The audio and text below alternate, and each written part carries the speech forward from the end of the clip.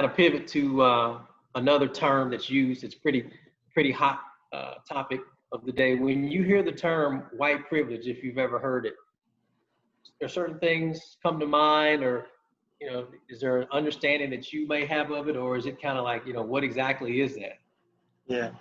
So, white privilege is another term that I've probably learned a lot about in recently.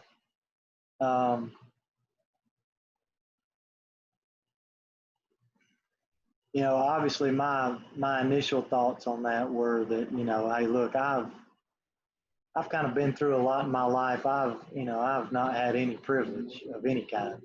I've worked hard for everything I've gotten and all that type of stuff. So, and I think a lot of white people feel that way. What I've kind of learned through some of my research and stuff for this project and just some other things recently is, white privilege, I think, is really more about being in the majority rather than the minority.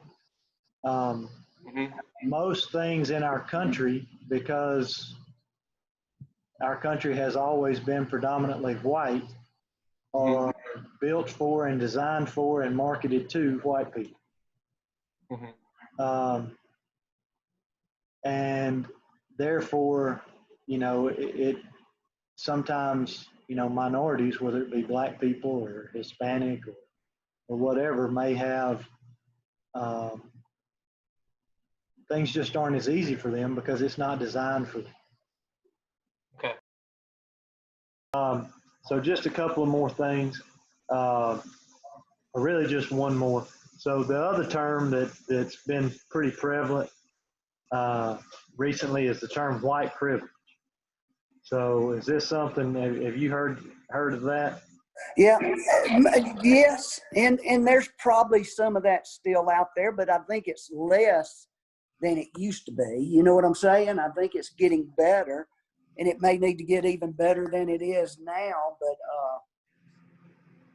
but I think there's getting to be privileges or some, well, I don't know how to say it. I mean,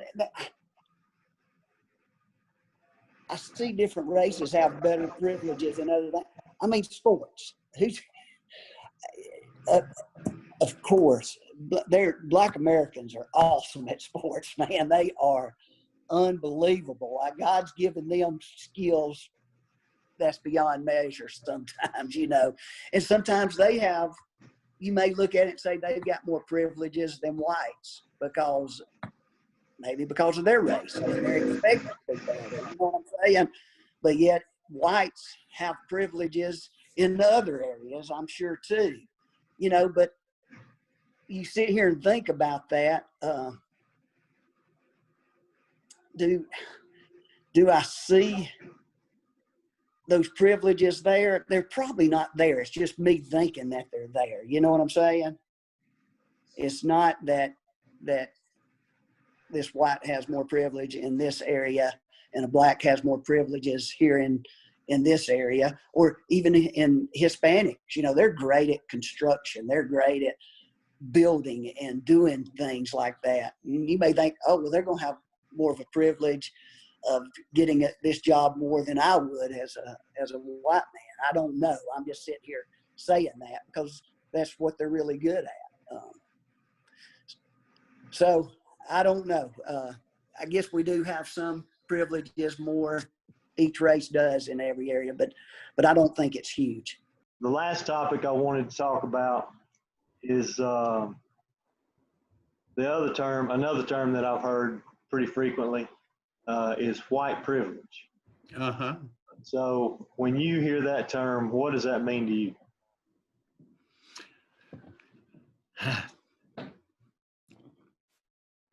As a result of all the practices with all of the other terminologies, you just said white privilege. That's all you said. I think summed up, it's the idea that the white man, because of history, place, position, race, all the above, has a God-given right to the idea that they're better than all the other men. In America, it's manifested itself as a racial term that leaves out white people, but it really is a term that deals with those people who have gotten all of the benefits of the society as it was practiced versus how it was principled. I know even back when you were talking about growing up, my 9th grade speech in high school in English class was, what is Black power and what does it mean to me? Well, the American dream says, I, as a man, a person, a human being, have the opportunity to come here and fulfill every dream I'm willing to work to achieve. Man, that's right. That's great.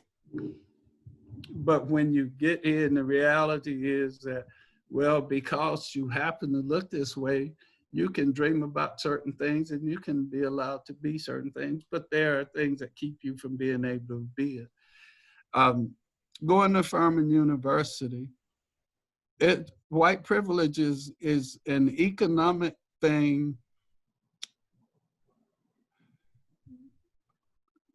based on the benefits achieved by somebody you treated less than human, and in a system where you continue to perpetuate the idea that those human are somehow not as good as you are.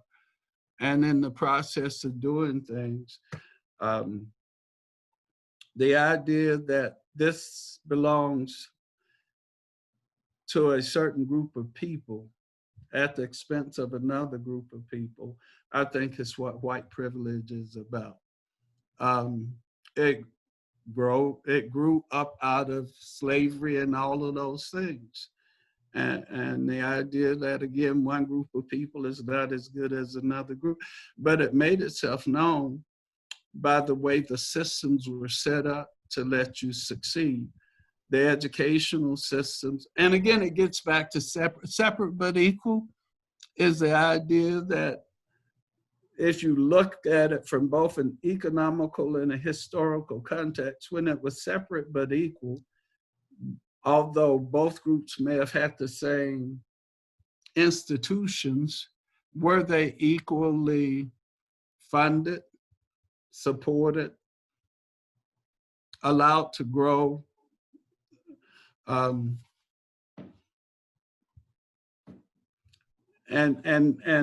the idea that there are places, well, a swimming pool, the idea that some folks can swim in some pools and some folks can't swim in them pools. It's not new. And I don't even think it's even racial. I think it's more akin to the economics, but it is racially based because, you know, you can be a Black man and get to be as rich as you want to be, but there are still some folks who will not allow you the benefits of having that kind of wealth. You still are less than human.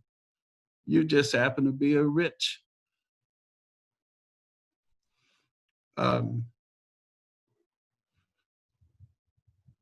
Has it existed in the country? Yeah, you can document it.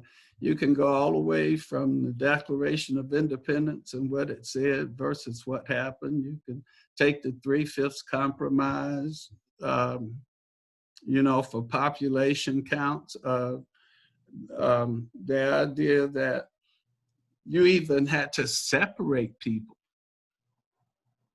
by where they could live and whatever, and then you break it down to even out of basic necessities like going to the bathroom and drinking water. You even separate that.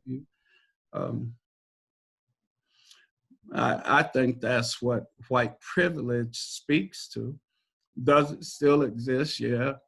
Is it white privilege in and of itself? No. I could be more specific and say, it's white man privilege. But if you say that, then of course you are against every white man.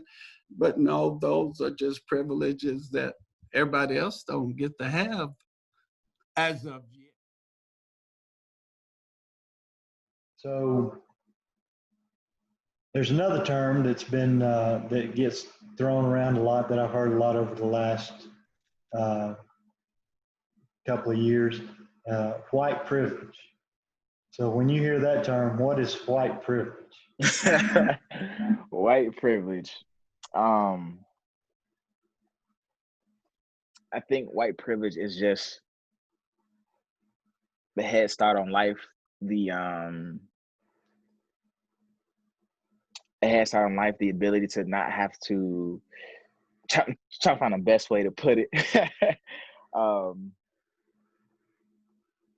Having certain freedoms and responsibilities that I would never have. I guess the example is, let's say me and a white person was going up for a job. If we got the same credentials, I know I would lose. Like, being excellent is never, once I started trying to do better with my life, I found I made so many mistakes, but being excellent, it wasn't good enough. I had to be like nearly phenomenal. I had to be able to outdo anybody who was going for any job that I was trying to get, or do anything that I was trying to get. I had to be 10 times better to even have a possibility to do anything. White privilege can be tough as far as being the opponent to the other side, but just having freedoms and luxuries that I would never be able to have. What about the term white privilege? You heard that before? I sure have. So what do you think about what does that mean to you?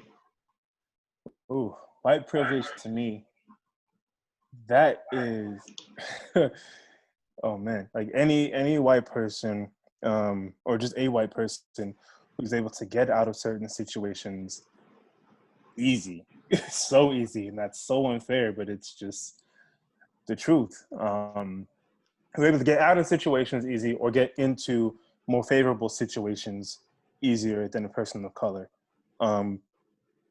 And I've had a few situations like that, between telling other friends of mine the stories about when I get pulled over, when I've gotten pulled over. Like then some of my white friends have told me like, oh, well, I've done XYZ and XYZ is way worse. And they just get off with like a warning. And I'm like, how do you, because if I did that, I'd be sitting in jail, right?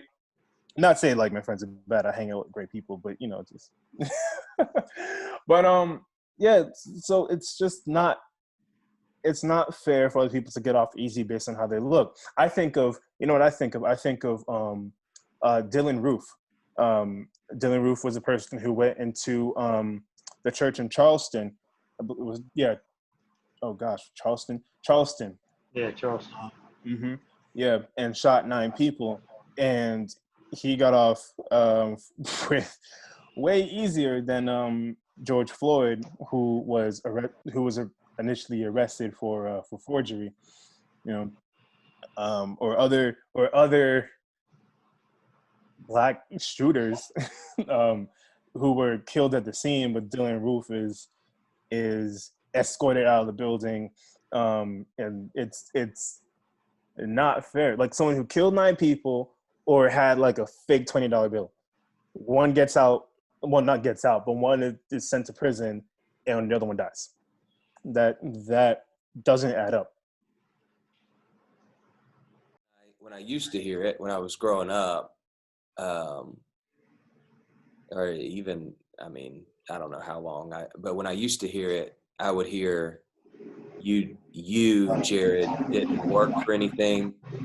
You didn't earn anything. You didn't have to fight for what you have. And of course, that's a great offense to that, and became defensive. Most of my life, that's pretty much where I was. And over the last few years, that term is obviously more prominent and has developed, and people are using it a lot more. And I think the best way it was explained to me, I was at a Chick-fil-A with a younger black man that I was walking with through a season of his life, kind of mentor. He had asked me to meet with him. And we were talking about, this wasn't the subject of our conversation, but then towards the end, we started talking about race and reconciliation. This was a couple years ago. And he said to me, he asked me if I believed that white privilege was real. And I said, well, I want to hear from you. Explain to me, what you mean when you say that. Because at that point, I hadn't really had that conversation or had someone from the black community explain it to me. And he said he asked me this question. He said, Jared, in your house when you were growing up, what was the talk? What do you remember being like the talk? And I said, well, the birds and the bees, sex, keep it in your pants. That was the talk for us.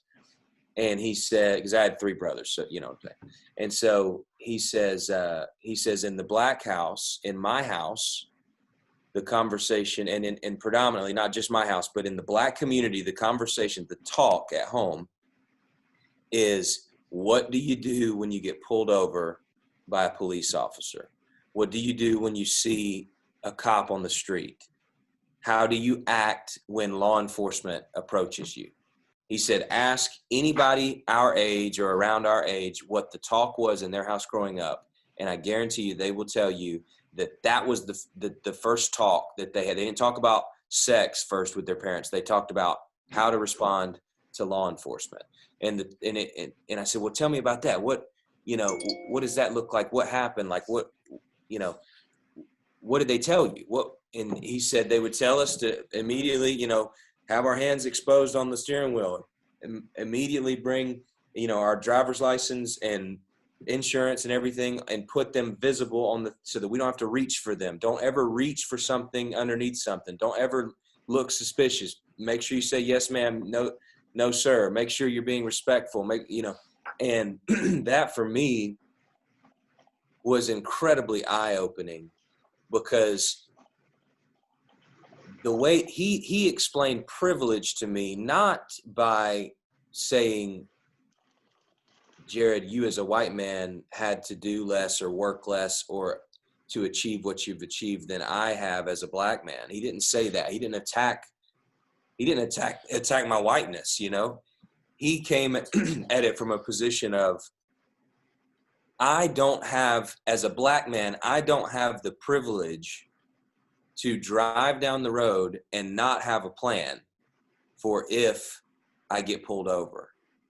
And, I've talked to people that think that that's absolutely, I've talked to white people that think that's absolutely absurd and they don't understand it. So I understand there's both sides of this debate. All I'm saying is, for me, when that was explained to me, and everything made a little more sense, because I saw my friend's upbringing as it was necessary for his upbringing to be totally different than mine, specifically in this area when it comes to their safety and how they walk through life. So that's just one example with the police, but I think it's a relevant one. And that helped me to understand the privilege for me growing up is I didn't have to think about that.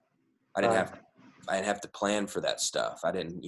I was able to think about other things. I was able to, and I'm sure we could have a list of examples, but that one for me, it definitely opened my eyes.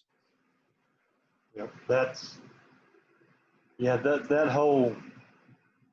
that term is completely different to me now after going through this process and talking with multiple people and looking at a lot of information. And it's very eye-opening to me. It's the same type thing, same type thing that we're talking about. So.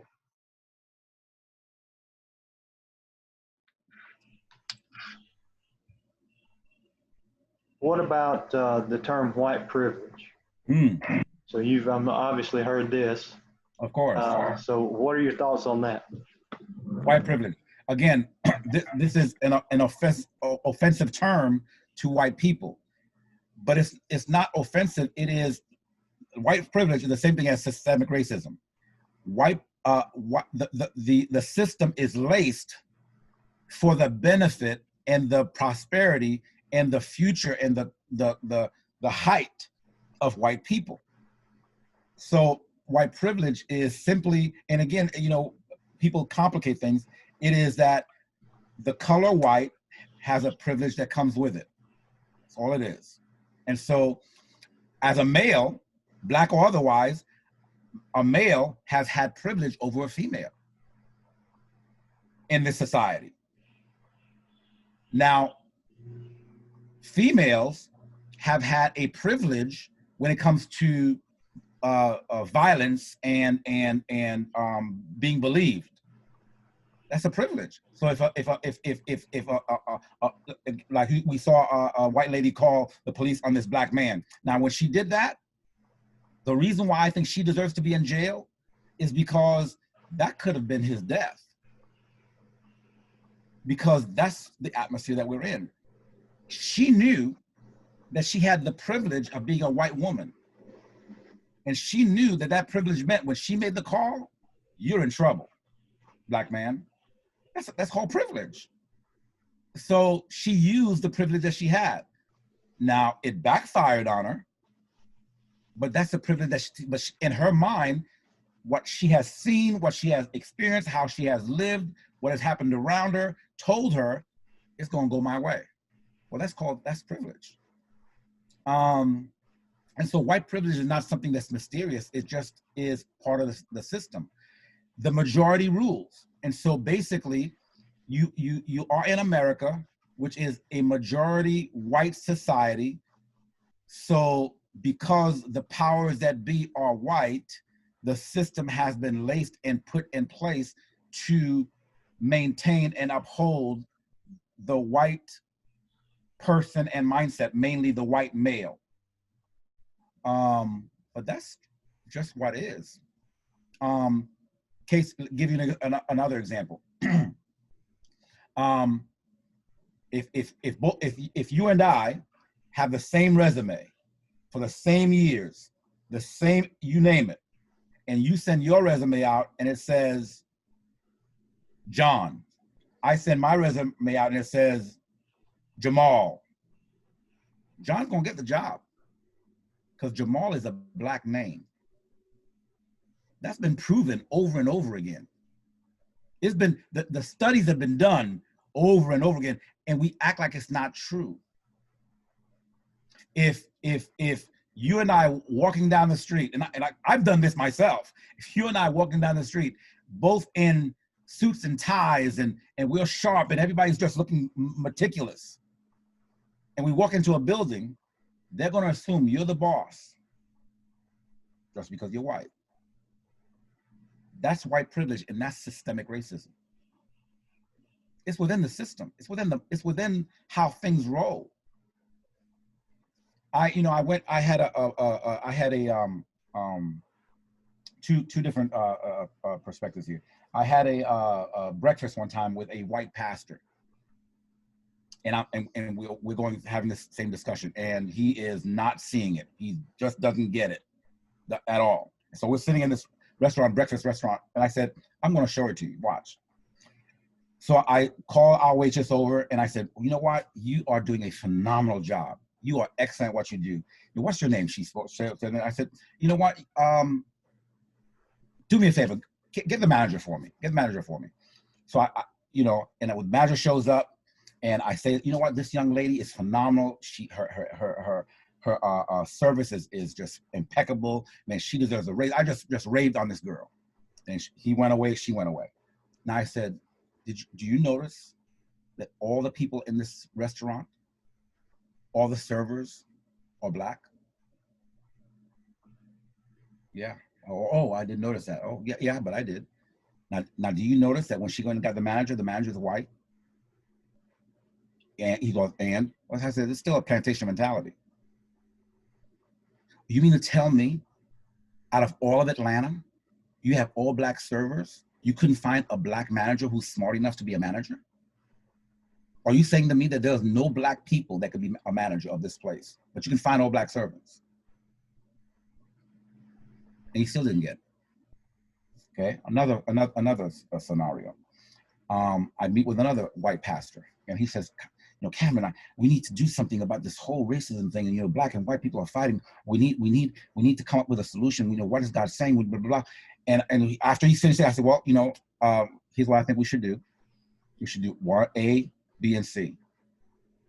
He said, man, okay, man, we need to pray about it. That's something we need to pray about. I said, he keeps on going. I said, okay, well, Joe, okay, we need to do A, B, and C. And man, I'm telling you, man, we need an answer. We need God to speak to us. And I said, see, Joe, the problem is you can't hear an answer from a black man. I just told you A, B, and C, but you don't think that's God speaking. Now, if you come up with A, B, and C, it'll be an answer. But when I came up with A, B, and C, it was not an answer. Why is it? For the third time in this conversation, I said we should do A, B, and C. You called me to this meeting, and I'm giving you what we need to do. I've been black all my life, so I know this is what we need to do. But he couldn't get it. He was still waiting for an answer from God, which either meant God could not speak through me, or I was not of God, or whatever. Did he ever just say that he just didn't agree with A, B, and C? No, just said we need to pray about it. No, God's got to give an answer. So let me ask you this. So would you have thought differently, and if he had said, instead of saying that he needed to pray about it, if he had just said, well, I don't agree, I don't think that's the answer? Well, you know, I not that I wouldn't think of it differently. I would have thought that then now we're having a dialogue. Now we could have had a dialogue as to why you don't see it that way. I mean, it could have gone a different way. But the A, B, and C wasn't even addressed. Right. And I apologize. I didn't mean to. No. I keep holding back and trying not to get into that, because that's not really what this interview is about. But I just couldn't help myself. No. But I agree with your question though. You know, because everything is not about racism. Everything is not a black and white, you know, against each other thing. That's not what it's not always that. So I don't, you know, I'm not one of those people who see a demon behind every door. That's not I don't see racism everywhere. That's not how I move. Until this stuff comes up, I'm not even thinking about it. That's not who I am. That's not what I do. You know, right. I look at myself and I say, I am privileged. I think of myself as being privileged because I got Jesus. So I don't think of white privilege as having privilege over me. That's not my mindset. I'm dealing with a people that don't have my God, don't have a relationship with my God, and understanding that I'm an answer for them. But when I look at white evangelicalism in America, they've missed something. And so even the Christ that they're supposed to have, they've put a white evangelical spin on it that makes Jesus.